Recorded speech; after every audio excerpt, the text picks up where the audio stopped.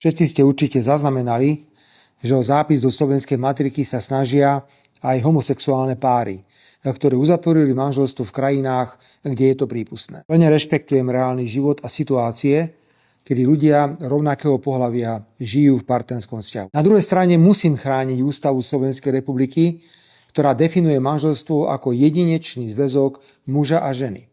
Takúto definíciu presadil pred niekoľkými rokmi do ústavy Smer Slovenská sociálna demokracia v spolupráci s KDH. Ďakujem zamestnancom osobitnej matriky za plnohodnotnú diskusiu. Aby som bol presný, ustanovenie paragrafu 22a zákona o matrikách hovorí, že do matriky nemožno zapísať uzavretie manželstva, ktoré je v rozpore s právnym poriadkom Slovenskej republiky. Takýto zápis je neplatný dňom jeho vykonania. Osobitná matrika preto nesmie zapísať manželstvo, ktoré je v rozpore s ústavnou definíciou manželstva ako zväzku muža a ženy.